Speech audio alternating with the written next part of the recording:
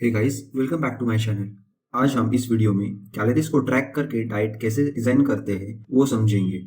ये वीडियो मेरे चैनल पे डाइट पर थर्ड वीडियो है। फर्स्ट वीडियो फैट लॉस की जो फिजियोलॉजिकल प्रोसेस होती है उस पर थी, और सेकेंड वीडियो में हमने कॉमन फैट लॉस मिथ्स को देखा था। इस वीडियो में हम कैलोरीज को ट्रैक करके प्रॉपर डाइट प्लान कैसे डिजाइन करते हैं, कितना प्रोटीन, कार्बोहाइड्रेट और फैट खाना चाहिए, फैट लॉस और वेट गेन डाइट कैसे सेट किया जाता है, इन बातों को समझेंगे और एग्जांपल्स भी देखेंगे। Guys, just a quick disclaimer, इस वीडियो में जो इन्फॉर्मेशन दी जा रही है वो हेल्दी लोगों के लिए है। अगर आपको कोई पर्टिकुलर मेडिकल कंडीशन है तब आपको आपके डॉक्टर को कंसल्ट करना चाहिए। Law of conservation of energy. तो सबसे पहले आपको एक बात समझनी होगी जो वेट मैनेजमेंट के लिए फंडामेंटल फैक्ट है, वो है law of conservation of energy. Simply ये बात समझ लीजिए कि हमारी बॉडी को अंदर और बाहर के काम करने के लिए एनर्जी लगती है। अंदर के काम मतलब ब्रेन की फंक्शनिंग, हार्ट और लिवर को रन करना, डाइजेशन एक्सेट्रा, और बाहर के काम मतलब डेली एक्टिविटीज और एक्सरसाइज। तो इन एक्टिविटीज को परफॉर्म करने के लिए जो एनर्जी हमें लगती है वो एनर्जी हम फूड से लेते हैं।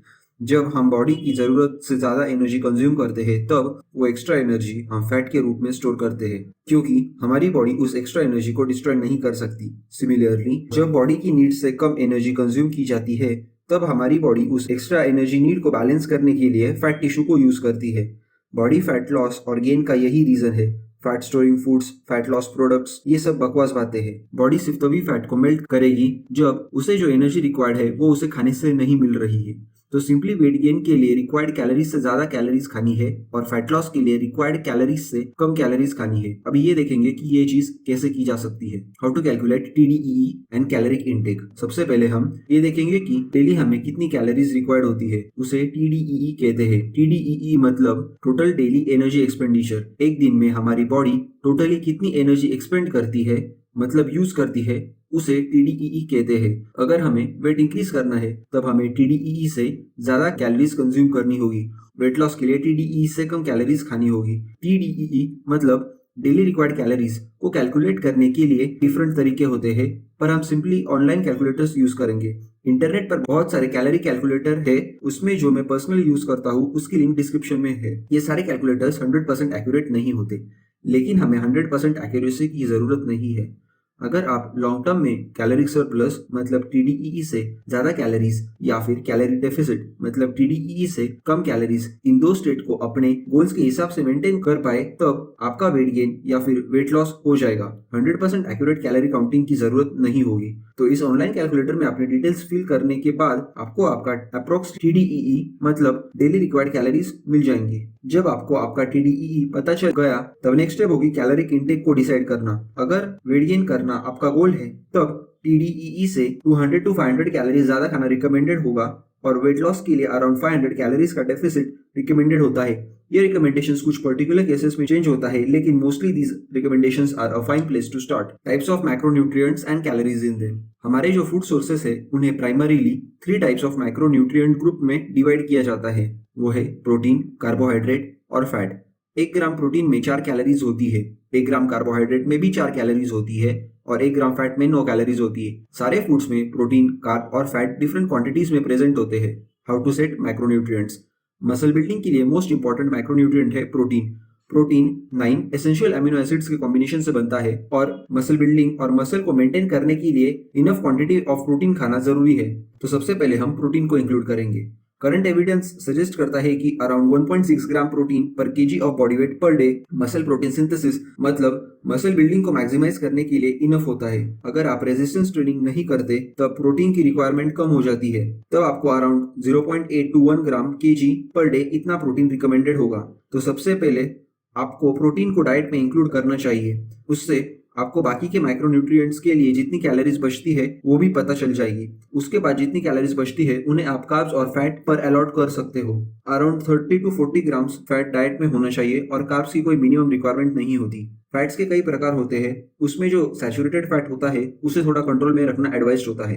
यूजुअली आपको अनसैचुरेटेड फैट सोर्सेज से फैट को इंक्लूड करना चाहिए। उसमें पूफा मतलब पॉली अनसैचुरेटेड फैटी एसिड्स और मूफा मतलब मोनो अनसैचुरेटेड फैटी एसिड्स होते हैं। पूफा फिश, डेयरी और मीट सोर्सेज से मिलता है और मुफा, ऑलिव ऑयल, पीनट और नट बटर से मिलता है। यूजुअली आपको फैट को स्पेसिफिकली ऐड करने की जरूरत नहीं होगी क्योंकि वो healthy well balanced diet plan की जो यूजुअल कंपोनेंट्स होते हैं उससे नेचुरली इंक्लूड हो जाएगा। Low calorie dense foods. अगर आपको वेट लॉस करना है तब आपको कैलोरी डेंसिटी के कंसेप्ट को समझना होगा। कुछ ऐसे फूड्स होते हैं जिनसे पेट जल्दी भरता है लेकिन कैलोरीज रिलेटिवली कम होती है, उन्हें लो कैलोरी डेंस फूड कहते हैं। इन फूड्स को डाइट में इंक्लूड करके आप पेट भर खाना खा सकते हो और कैलोरी इंटेक कंट्रोल में रहेगा।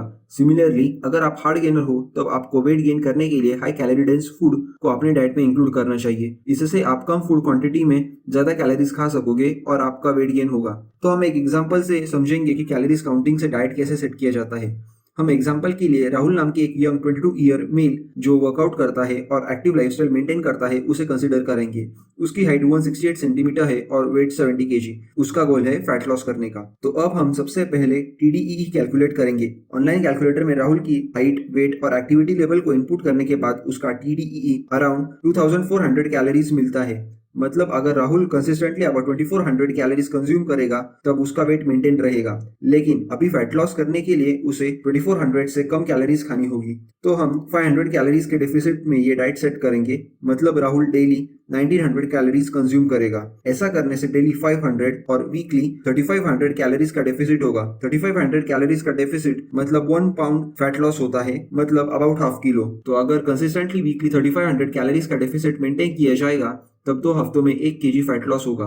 लेट से राहुल का गोल वेट 65 केजी से, मतलब अभी से 5 केजी कम, तब उसे अराउंड 10 हफ्ते लगेंगे 65 केजी तक पहुंचने के लिए। अभी नेक्स्ट स्टेप है 1900 कैलोरीज को प्रोटीन, कार्ब्स और फैट में डिस्ट्रीब्यूट करना। फर्स्ट स्टेप हो गई प्रोटीन को सेट करना। राहुल का वेट 70 केजी है और वो रेगुलरली वर्कआउट करता है, इसलिए उसकी प्रोटीन रिक्वायरमेंट 1.6 ग्राम पर केजी है। देयरफॉर डेली उसे 110 ग्राम प्रोटीन खाना होगा। तो उसके डाइट में प्रोटीन के सोर्सेज जैसे दूध, अंडे, different types of dal, chicken etcetera को इंक्लूड किया जा सकता है। लेकिन राहुल एगिटेरियन है, इसलिए वो सिर्फ मिल्क, एग्स और प्लांट प्रोटीन कंज्यूम करता है। तो सबसे पहले हम मिल्क को इंक्लूड करेंगे। Rahul daily 1 litre milk comfortably consume कर सकता है, so we will include that. गाय के 1 लीटर दूध में 33 ग्राम्स प्रोटीन, 48 ग्राम्स कार्ब और 33 ग्राम फैट होता है। बिकॉज राहुल वेट लॉस करना चाहता है, उसे मिल्क से फैट कंज्यूम करना रिकमेंडेड नहीं होगा क्योंकि बाकी सोर्सेज से भी फैट मिलते हैं। तो राहुल को दूध की मलाई मतलब क्रीम निकालनी होगी उसे उबालने के बाद। उससे दूध का मोस्ट फैट कंटेंट रिड्यूस हो जाएगा। इसे स्किम्ड मिल्क बोलते हैं। नेक्स्ट प्रोटीन सोर्स है एग्स। राहुल डेली 6 एग्स जिसमें 2 होल एग्स और 4 एग व्हाइट्स होते हैं खा सकता है। तो एग से टोटली 27 ग्राम्स प्रोटीन और 11 ग्राम फैट डाइट में इंक्लूड होगा।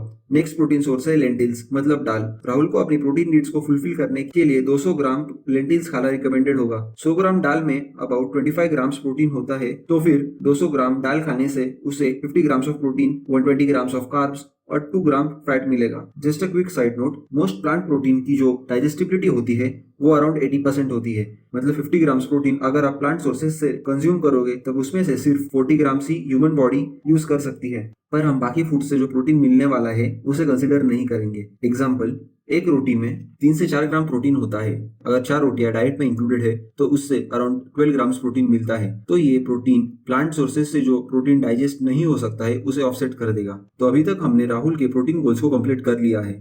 प्रोटीन के और कई डिफरेंट सोर्सेज भी होते हैं जैसे सोया चंक्स, सत्तू, टोफू या फिर प्रोटीन सप्लीमेंट्स। राहुल उन्हें भी डाइट में इंक्लूड कर सकता है। तो अभी तक हमने टोटली 1300 कैलोरीज को इंक्लूड कर लिया है। दाल के अलग अलग रेसिपीज को बनाने के लिए जो इंग्रेडिएंट्स लगेंगे जैसे कि ऑयल, अनियन, टमाटो एक्सेट्रा, उनके लिए हम 200 कैलोरीज अज्यूम कर लेते हैं। तो अभी 1500 कैलोरीज सेट हो चुकी है। बाकी बची 400 कैलोरीज कार्ब्स और फैट से इंक्लूड की जा सकती है। पर्टिकुलर चॉइसेस बहुत बड़ा डिफरेंस नहीं क्रिएट करेगी। इन 400 कैलोरीज को रोटी, राइस या बाकी कार्ब सोर्सेज से इंक्लूड किया जा सकता है। मैं सैलेड और वेजिटेबल्स की 1 से 2 सर्विंग्स भी रेकमेंड करूंगा। ये चीजें लो कैलोरी डेंस होती है और इनमें माइक्रोन्यूट्रिएंट्स भी भारी क्वांटिटी में प्रेजेंट होती है। इस तरह से राहुल को वेट लॉस को अचीव करने के लिए अपना न्यूट्रिशनल इंटेक सेट करना चाहिए। कुछ हफ्तों के बाद जब राहुल का वेट डिक्रीज हो जाएगा तब उसका TDEE भी रिड्यूस हो चुका होगा। तब 500 कैलोरीज के डेफिसिट को मेंटेन करने के लिए फूड इंटेक को कम करना होगा या फिर एक्टिविटी लेवल्स को इंक्रीज करना होगा। फूड इंटेक में प्रोटीन को सेम रखना रिकमेंडेड होता है और कार्ब्स या फिर फैट का इंटेक डिक्रीज करना चाहिए। तो इस तरीके से राहुल अपने टारगेट वेट गोल को अचीव कर सकता है। ये बस एक एग्जाम्पल डाइट प्लान था। इसमें राहुल प्रोटीन के डिफरेंट सोर्सेज को, उनकी क्वांटिटी को खुद के प्रेफरेंस के अनुसार चेंज कर सकता है। बस उन चेंजेस के अकॉर्डिंग बाकी मैक्रोन्यूट्रिएंट्स मतलब कार्ब्स और फैट्स को भी एडजस्ट करना होगा। नेक्स्ट एग्जांपल है 60 केजी फीमेल रीमा जो वर्कआउट नहीं करती। उनकी हाइट 5 फीट है और उनका टारगेट वेट है 50 KGs. So first step is TDEE calculation. Online calculators में डाटा इनपुट करने के बाद रीमा का डेली कैलोरी रिक्वायरमेंट है 1500 कैलोरीज। अभी रीमा का TDEE पहले ही काफी लो है, इसलिए उन्हें कैलोरिक रिक्वायरमेंट बढ़ानी होगी, तो उन्हें डेली 1 आवर वॉकिंग करना रिकमेंडेड होगा। इससे वो अराउंड 250 कैलोरीज एक्सपेंड करेगी। अगर वो चाहे तो 1 आवर वॉकिंग को स्मॉल स्लॉट्स में कर सकती है, जैसे 20 मिनट्स 3 टाइम्स या फिर 15 मिनट्स 4 टाइम। डाइट से सिर्फ 200 कैलोरीज का डेफिसिट सेट करेंगे, मतलब रीमा डेली 450 कैलोरीज के डेफिसिट में है। सो डाइट का फर्स्ट कंसिडरेशन है प्रोटीन। तो रीमा को 1 ग्राम पर केजी सिर्फ इतना ही प्रोटीन रिक्वायर्ड होगा, क्योंकि वो वर्कआउट नहीं करती, तो उन्हें रिक्वायर्ड है 60 ग्राम्स ऑफ प्रोटीन। वो ये रिक्वायरमेंट डेली हाफ लीटर दूध, 100 ग्राम टार और 200 ग्राम ग्रीक योगर्ट से पूरी कर सकती है। इससे उन्हें टोटली 650 कैलोरीज मिल चुकी होगी। बाकी कैलोरीज वो कार्ब्स और फैट सोर्सेज से ऐड कर सकती है। उन्हें सैलेड और वेजिटेबल्स के लार्ज सर्विंग्स खाना रिकमेंडेड होगा, क्योंकि वो काफी लो कैलोरी डाइट पे है और उन्हें मैक्रोन्यूट्रिएंट डेफिशिएंसी हो सकती है।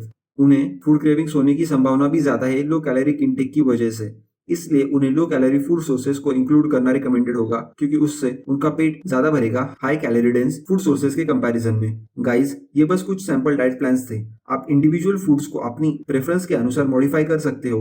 बस उस मॉडिफिकेशन से बाकी कंपोनेंट्स पे जो इफेक्ट होगा उसे भी आपको कंसीडर करना चाहिए। आप फूड सोर्सेज के न्यूट्रिएंट प्रोफाइल को सिंपली गूगल कर सकते हो। वहां पर आपको पर्टिकुलर फूड के प्रोटीन, कार्ब, फैट, कैलोरीज भी पता चल जाएगी। अगर आपने मेरे पिछले 2 वीडियोस नहीं देखी हैं, तब आप उन्हें भी देख लीजिए। इन 3 वीडियोस को अगर आपने समझ लिया, तब आप खुद के लिए एक बेसिक डाइट प्लान डिजाइन कर सकोगे, जो आप लॉन्ग टर्म में सस्टेन कर पाओगे और अननेसेसरी ओवर प्राइस प्रोडक्ट्स को अवॉइड कर पाओगे। Thanks for watching.